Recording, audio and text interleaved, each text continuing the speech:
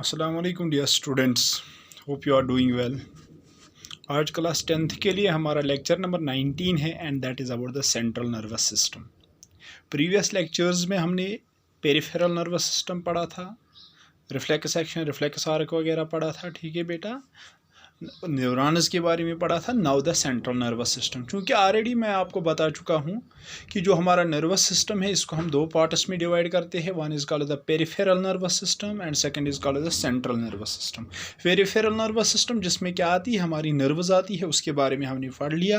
Now the central nervous system, central nervous system यानी कि जो सेंट्रल पार्ट है किसका, हमारे नर्वस सिस्टम का। ठीक है, that is what is known as CNS, central nervous system. और इस सेंट्रल नर्वस सिस्टम में क्या क्या आता है, कौन कौन सा, जैसे कि पेरिफेरल नर्वस सिस्टम में आता है एक तो क्या, पेरिफेरल नर्वस सिस्टम में नर्व्स आती है, और जो है हमारा सेंट्रल नर्वस सिस्टम है इसमें एक आता है हमारा ब्रेन और प्लस आता है हमारा स्पाइनल कार्ड।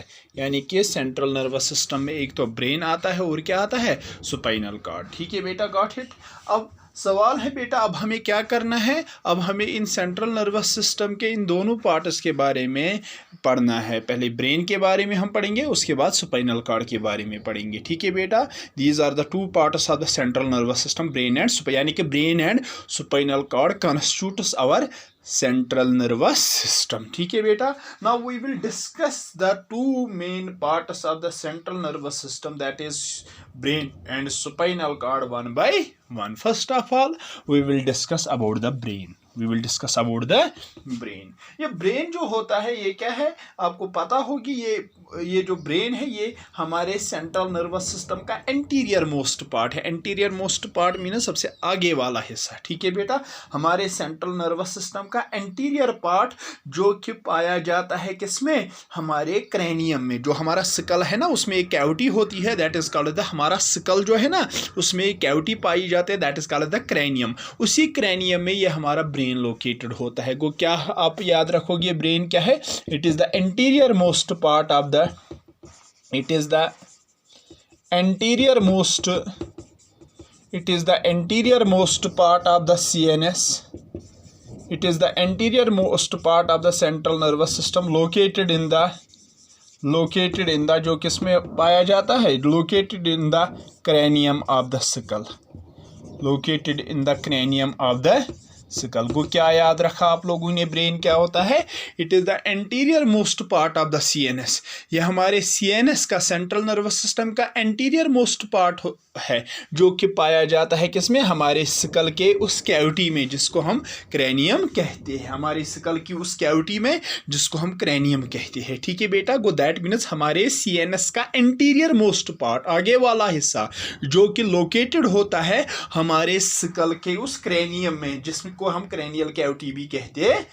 ठीक है बेटा, तो अब हम इस ब्रेन के सारे रिलेटेड एस्पेक्ट्स पढ़ेंगे। तो लोकेशन तो आपने पहले ही याद रखी, लोकेशन जो है ये ब्रेन कहाँ पे लोकेटेड होता है, शाबाश, लोकेटेड कहाँ पे, वो लोकेशन से ही शुरुआत करते हैं। अब ये ब्रेन जो है ये कहाँ पे लोकेटेड होता है, ये लोकेटेड होता है, ये पाया जाता है हमारे स्कल के उस कैविटी में जिसको हम क्रैनियम कहते हैं। ठीक है बेटा, गॉट इट।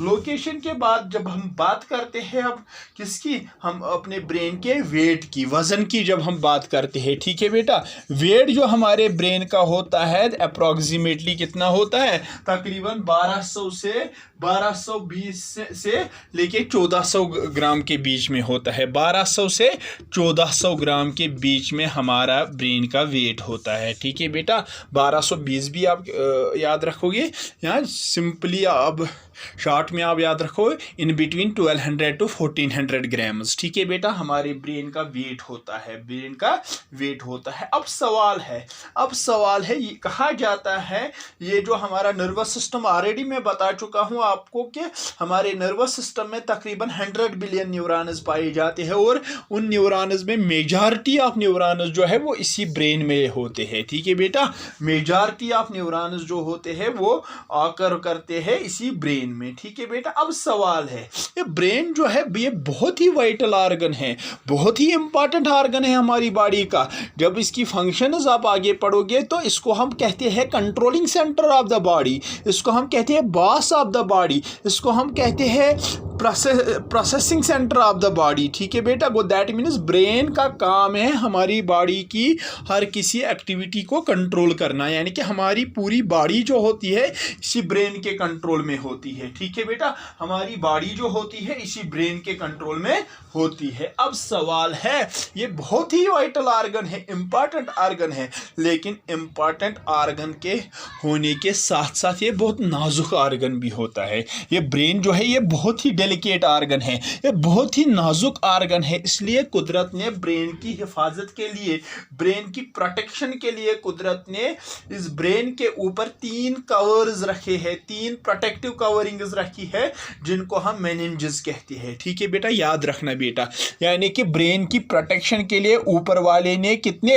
3 प्रोटेक्टिव कवरिंग्स रखी है, कितनी 3 प्रोटेक्टिव कवरिंग्स ब्रेन के ऊपर रखी है, ठीक है बेटा। गॉट इट, जिनको हम मेनिंजेस कहते हैं। उन प्रोटेक्टिव कवरिंग्स को हम मेनिंजेस कहते हैं, उन प्रोटेक्टिव कवरिंग्स को हम क्या कहते हैं, मेनिंजेस। यानी कि ब्रेन के ऊपर जो वो कवरिंग्स पाई जाती है, वो प्रोटेक्टिव कवरिंग जो हमारे ब्रेन की हिफाजत करते हैं, उन कवरिंग्स को हम मेनिंजेस कहते हैं, ठीक है बेटा। उन कवरिंग्स को हम क्या कहते हैं, मेनिंजेस कहते हैं, ठीक है बेटा। Got it. अब सवाल है, कहा जाता है सबसे इनर मोस्ट कवर जो है, इनर मोस्ट मेम्ब्रेन जो है, that is called the pia mater. याद रखना बेटा, यानी कि कितनी कवरिंग्स है, 3। एक को हम पायामीटर कहते हैं। Pia mater is the inner most covering the of the brain, inner most membrane of the brain, ठीक है बेटा। That is called as pia mater, ठीक है बेटा। Got it. Inner most membrane जो है ना ब्रेन का, that is known as pia mater, ठीक है बेटा। Got it. जो कि ब्रेन को क्लोजली इन्वेस्ट करता है, ये जो पायामीटर है ना, it closely invests the brain, ठीक है बेटा। Got it. और ये वैस्कुलर भी होता है। याद रखना बेटा, ये पायामीटर क्या होता है, यानी कि it is provided with rich blood vessels, ठीक है बेटा। Got it. और उसके बाद जो है that is known as arachnoid membrane, ठीक है बेटा। That is known as arachnoid membrane, यानी जिसको हम आर्चेनॉइड मैटर भी कहते हैं, ठीक है बेटा। Got it. वो दूसरा जो है दैट इज द आर्चेनॉइड मेम्ब्रेन, या आर्चेनॉइड मेम्ब्रेन या आर्चेनॉइड मैटर भी जिसको हम कहते हैं, यानी कि मिडल वाला कवर, मिडल वाला कवर, बीच वाला कवर जो है, सबसे अंदर वाला कवर, उसको हमने क्या कहा था, पायामीटर, ठीक है बेटा। पायामीटर यानी, और उसके बाद जो बीच वाला कवर है that is known as arachnoid membrane या आर्चेनॉइड मैटर, ठीक है बेटा, जो कि स्पाइडर वेब भी होता है। याद रखना बेटा, वो क्या होता है, ये आर्चेनॉइड मेम्ब्रेन जो होता है it is spider Baby, spider Baby, ठीक है बेटा। Got it. इसीलिए इसको ये आर्चेनॉइड नाम पड़ा है, ठीक है बेटा। तो उसके बाद सबसे आउटर मोस्ट मेम्ब्रेन जो है ब्रेन का, सबसे बाहर वाला कवर जो ब्रेन का है that is what is known as dura mater, ठीक है बेटा। सबसे आउटर मोस्ट कवर जो है, सबसे आउटर मोस्ट मेम्ब्रेन जो है ब्रेन का that is what is known as dura mater, ठीक है बेटा। ड्यूरामेटर जो कि टफ फाइब्रस मेम्ब्रेन होता है। याद रखना बेटा, ये क्या होता है, ये टफ फाइब्रस मेम्ब्रेन होता है। वो क्या याद रखा आप लोगों ने, जो हमारा ब्रेन है इसकी प्रोटेक्शन के लिए ऊपर वाले ने 3 प्रोटेक्टिव कवरिंग्स रखी है, जिनको हम मेनिंजेस भी कहते हैं, ठीक है बेटा। तो सबसे इनर मोस्ट कवर जो है, सबसे अंदर वाला कवर जो है, जो क्लोजली इन्वेस्ट करता है ब्रेन को, that is what is known as pia mater, ठीक है बेटा। That is what is known as pia mater. और उसके बाद बीच वाला मेम्ब्रेन जो है, जो कि स्पाइडर वेबी होता है, that is what is known as arachnoid membrane या आर्चेनॉइड मैटर, ठीक है बेटा। Got it. और सबसे आउटर मोस्ट कवर जो है, सबसे बाहर वाला कवर जो है ब्रेन का, that is what is known as dura mater, ठीक है बेटा। उसको हम क्या कहते हैं, उसको हम ड्यूरामेटर कहते हैं। अब सवाल है इसके बाद, अब जो ये 3 मैं यहाँ पे दिखाने की कोशिश करूंगा आपको, ठीक है बेटा। अब जो ये 3 मेम्ब्रेन्स है ब्रेन के, सपोज दिस इज ब्रेन। अब जो ये इसके 3 मेम्ब्रेन्स हैं, सबसे बाहर वाले मेम्ब्रेन को क्या कहा हमने, पायामेटर। बीच वाले मेम्ब्रेन को हमने क्या कहा, आर्चेनॉइड मैटर या आर्चेनॉइड मेम्ब्रेन, ठीक है बेटा। और सबसे अंदर वाले कवर को, सबसे इनर मोस्ट कवरिंग को हमने क्या कहा, जो क्लोजली सॉरी सबसे इनर मोस्ट कवर जो है that is what is known as pia mater. और बीच, दिस इज पायामेटर, ठीक है बेटा, ये जो क्लोजली इन्वेस्ट करता है ब्रेन को, which closely invest the brain. Then it is arachnoid membrane, बीच वाला। And then it is outer most membrane, that is dura mater, यानी कि सबसे बाहर वाला ड्यूरामेटर, बीच वाला आर्चेनॉइड और सबसे अंदर वाला दैट इज पायामेटर। ठीक है बेटा, गॉट इट। अब सवाल है, कहा जाता है अब जो ये आर्चिनाइड मेम्ब्रेन और पाया मैटर है इसके बीच एक स्पेस पाई जाती है जिसको हम सब आर्चिनाइड स्पेस कहते हैं। किसके बीच? आर्चिनाइड मेम्ब्रेन और पायामीटर के बीच, यानी कि ये हो गया ना पायामीटर सबसे इनर, ये हो गया आर्चिन, इसके बीच ये जो स्पेस पाई जाती है आप देख सकते हो, इसके बीच यानी कि पायामीटर और आर्चिनाइड मेम्ब्रेन के बीच में जो स्पेस पाई जाती है that is what is known as सब आर्चिनाइड स्पेस। इस स्पेस को हम क्या कहते हैं? सब, यानी कि the space between the pia mater and arachnoid matter is known as सब आर्चिनाइड स्पेस, सब आर्चिनाइड स्पेस। और ऐसी ही स्पेस पाई जाती है अब आर्चिनाइड मेम्ब्रेन और ड्यूरामैटर के दरमियान। अब जो ये आर्चिनाइड बीच वाला है ना आर्चिनाइड, अब इसके और बाहर वाला कौन है? बाहर वाला कौन है? ड्यूरामैटर। इसके बीच में भी ये स्पेस पाई जाती है, this is known as subdural space, यानी कि द सब ड्यूरल, यानी कि the space between the arachnoid matter and dura matter is known as subdural space, सब ड्यूरल स्पेस। अब सवाल है, ये जो स्पेस आप देखते हो, ये सब आर्चिनाइड स्पेस हो गया, इसमें ये खाली नहीं होती, ये स्पेस खाली नहीं होती है, ये सब आर्चिनाइड स्पेस ये खाली नहीं होती, बल्कि it is filled with a fluid called as cerebrospinal fluid. It is filled with a shock absorbing fluid called as cerebrospinal fluid, जो किसी भी किस्म के एक्सटर्नल शॉक से ब्रेन को बचाता है। ठीक है बेटा, को क्या याद रखा आप लोगों ने? अब ये जो सब आर्चिनाइड स्पेस है, यानी कि the space between the pia matter and arachnoid matter is known as सब आर्चिनाइड space. This space is filled with a fluid called as cerebrospinal fluid. ठीक है बेटा, गॉट इट। और ये शॉक एब्जॉर्बिंग होता है, ये याद रखना, ये शॉक एब्जॉर्बिंग होता है, ये किसी भी किस्म के एक्सटर्नल शॉक से इस ब्रेन को बचाता है। यानी कि ये जो सेरेब्रोस्पाइनल फ्लूइड होता है ना बेटा, ये किसी भी किस्म के एक्सटर्नल शॉक से इस ब्रेन को बचाता है। ठीक है बेटा, और इतना ही नहीं बल्कि it also provides a medium for exchange of food materials, wastes, gases and other materials. ठीक है बेटा, इसके अलावा ये सेरेब्रोस्पाइनल फ्लूइड जो है ये मदद करता है ब्रेन को क्या करने में? Food materials, waste materials, gas, respiratory gases और बाकी कुछ चीजें एक्सचेंज करने में भी, ये याद रखना बेटा। यानी कि जो इन स्पेसेस में ये फ्लूइड पाया जाता है ना, जिसको हम सेरेब्रोस्पाइनल फ्लूइड कहते हैं, किस इन स्पेसेस के बीच में, ये एक तो शॉक एब्जॉर्बिंग होता है, यानी कि ये किसी भी किस्म के एक्सटर्नल शॉक से इस ब्रेन को बचाता है। ठीक है बेटा, गॉट इट। और प्लस इसके अलावा ये इस ब्रेन को मदद करता है क्या करने में? Food materials, waste materials, respiratory gases और बाकी चीजें एक्सचेंज करने में। ठीक है बेटा, गॉट इट। और कहा जाता है अब जो वो सब ड्यूरल स्पेस है, यानी कि the space between the arachnoid matter and the dura matter is the outer covering, उसको हम सब ड्यूरल स्पेस के कहा जाता है। उसमें भी एक फ्लूइड भरा होता है, लेकिन वो सेरेब्रोस्पाइनल फ्लूइड नहीं होता है, वो सेरेब्रोस्पाइनल फ्लूइड नहीं होता है। ठीक है बेटा, गॉट इट। वो सेरेब्रोस्पाइनल फ्लूइड नहीं होता है, got it. This was all about the various related aspects of the brain. Now the important thing, that is structure. अब सवाल है, अब एक ब्रेन हमारा जो है, जो कि हमारी बॉडी का वाइटल ऑर्गन है, जो कि बहुत से हमारी बॉडी का कंट्रोलिंग सेंटर है, हमारी बॉडी का जो कि सेंट्रल नर्वस सिस्टम का प्राइमरी पार्ट है। ठीक है बेटा, अब सवाल है इस ब्रेन का structure. Now we will discuss the structure of the brain. अब हम ब्रेन का स्ट्रक्चर डिस्कस करेंगे। ठीक है बेटा, गॉट इट। ब्रेन का स्ट्रक्चर डिस्कस करेंगे। तो याद रखना बेटा, तो जब हम बात करते हैं ब्रेन के स्ट्रक्चर की, ब्रेन के बेसिक स्ट्रक्चर की जब हम बात करते हैं, structure of brain, got it, structure of brain. Brain के स्ट्रक्चर के जब हम बात करते हैं, ठीक है बेटा, गॉट इट, ब्रेन के स्ट्रक्चर की जब हम बात करते हैं, और ये याद रखना बेटा, ये जो ब्रेन है, मैं भूल गया था आपको बोलना, साइंटिफिक नाम जो ब्रेन का है दैट इज एनसेफलॉन। याद रखना बेटा, encephalon, ENCEPHLON। That is why the scientific study of the brain is called as encephalology. because the scientific term used for the brain is encephalon. That is the reason the scientific study of the brain is known as is called as encephalogy. The scientific study of the brain is therefore called as encephalology. ठीक है बेटा, क्योंकि brain के लिए जो scientific term हम इस्तेमाल करते हैं दैट इज एनसेफलॉन. आइए अब हम आते हैं हम ब्रेन के स्ट्रक्चर पे. जब हम बात करते हैं ब्रेन के स्ट्रक्चर की, ब्रेन को हम 3 पार्ट्स में डिवाइड करते हैं. ठीक है बेटा, brain is divisible into 3 parts. Brain को स्ट्रक्चरली हम डिवाइड करते हैं कितने पार्ट्स में? 3 पार्ट्स में. ठीक है बेटा, गॉट इट. 3 पार्ट लोकेशन के बिना पे. ठीक है बेटा, गॉट इट. लोकेशन के बिना पे. ठीक है बेटा, गॉट इट.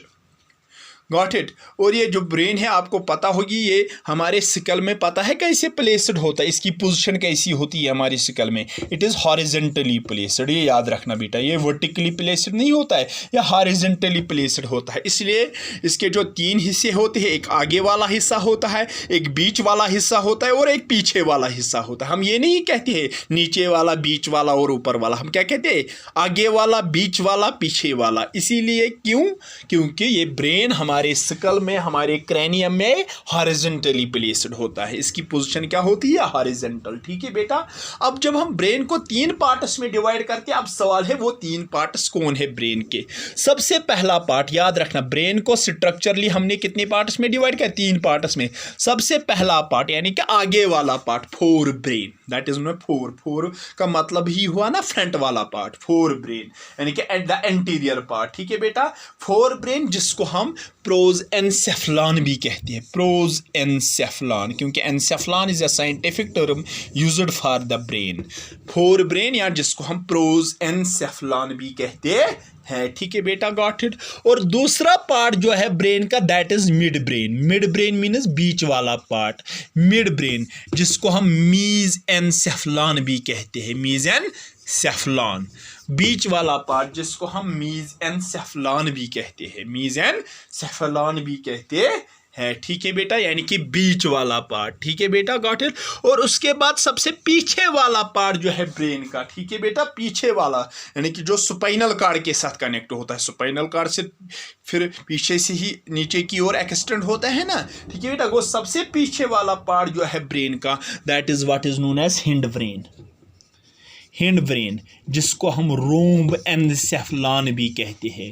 रोम्ब एनसेफलॉन, रोम्ब एनसेफलॉन. ठीक है बेटा, रोम्ब एनसेफलॉन भी कहते है. ठीक है बेटा, ये 3 स्ट्रक्चरल रीजन्स है किसके? ब्रेन के. सबसे आगे वाला हिस्सा ब्रेन का that is what is known as fore brain या प्रोजेंसेफलॉन. फोर का मतलब ही है फ्रंट वाला हिस्सा. फिर उसके बाद क्या आता है बेटा? फिर उसके बाद ये, फिर उसके बाद है मिड ब्रेन यानी कि बीच वाला हिस्सा जिसको हम मीज एनसेफलॉन भी कहते हैं. फिर उसके बाद है पीछे वाला हिस्सा जिसको हम हिंड ब्रेन या रोम एनसेफलॉन भी कहते. अब सवाल है, पता है फोर ब्रेन में क्या क्या आता है? Fore brain includes, fore brain में कौन कौन सा रीजन आता है, कौन कौन सा फंक्शनल रीजन आता है? फोर ब्रेन में एक तो हमारे ऑल्फैक्टरी लोब्स आते हैं. ठीक है बेटा, यानी कि फोर ब्रेन इंक्लूड्स कौन कौन सा, इसमें कौन कौन सा फंक्शनल रीजन अब फोर ब्रेन वाले हिस्से में आता है? It includes olfactory lobes.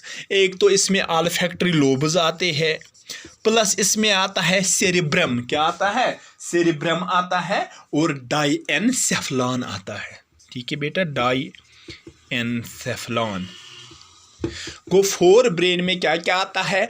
Olfactory lobes, cerebrum and diencephalon. यानी कि forebrain includes 3 functional regions, olfactory lobes, cerebrum and diencephalon. अब है मिड ब्रेन, बीच वाला हिस्सा ब्रेन का. मिड ब्रेन यानी कि मिडल पार्ट. अब फोर ब्रेन क्या था? Anterior part. मिड ब्रेन क्या है? Middle part. और हिंड ब्रेन क्या है? Posterior part of the brain. Fore brain is the anterior part of the brain, mid brain is the middle part of the brain and hind brain is the posterior part of the brain. अब सवाल है mid brain में कौन कौन सा functional reason आता है? Mid brain comprises of, याद रखना बेटा, mid brain comprises of corpora quadrigemina. Mid brain में कौन कौन सा फंक्शनल रीजन आता है? एक तो इसमें आता है कार्पोरा क्वाड्रिजेमिना. आगे हमें ये सारे फंक्शनल रीजन्स डिस्कस करने हैं one by one. Corpora quadrigemina और प्लस इसमें आता है क्रूरूरा सेरेब्री। क्रूरूरा सेरेब्री याद रखना बेटा, क्रूरूरा सेरेब्री को क्या याद रखा आप लोगों ने बेटा?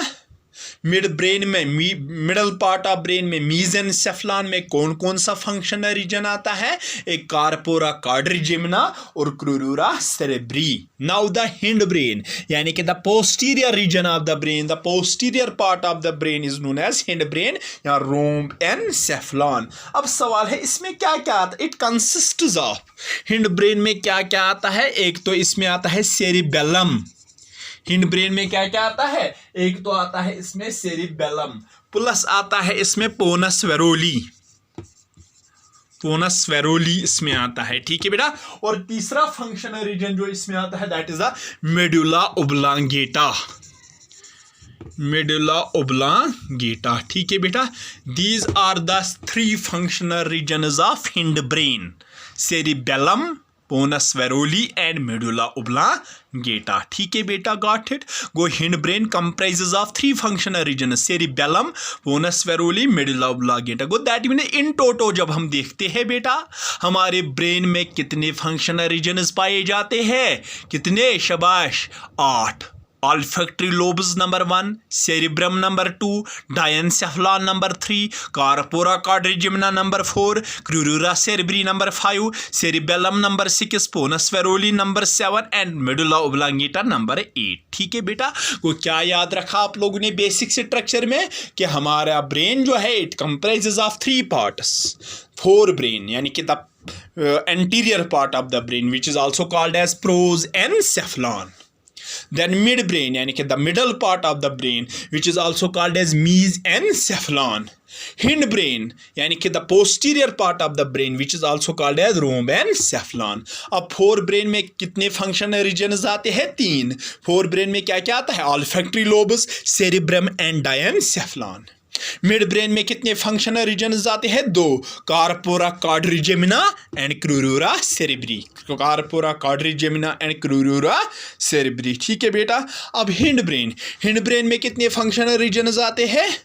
3, cerebellum, pons varolii and medulla oblongata, ठीक है बेटा, गॉट इट। अब हमें क्या करना है? अब हमें ब्रेन के तीनों पार्ट्स 1 बाय 1 डिस्कस करने हैं और इन तीनों पार्ट्स में पाए जाने वाले फंक्शनल रीजन्स भी हमें 1 बाय 1 डिस्कस करने हैं, ठीक है बेटा। स्टार्ट करेंगे हम कहाँ से? 4 ब्रेन से, जिसको हम प्रोसेनसेफलन भी कहते हैं। और इसमें क्या क्या आता है? ऑल्फैक्टरी लोब्स, उसके बारे में डिस्कस करेंगे, फिर सेरिब्रम के बारे में डिस्कस करेंगे, फिर डायनसेफलन के बारे, यानी कि अब हम इन डिटेल डिस्कस करेंगे ब्रेन के सारे फंक्शनल रीजन्स। 4 ब्रेन में जो पाए जाते हैं वो भी, मिड ब्रेन में जो पाई जाती है वो भी, और हिंड ब्रेन में जो पाए जाते हैं वो भी, ठीक है बेटा।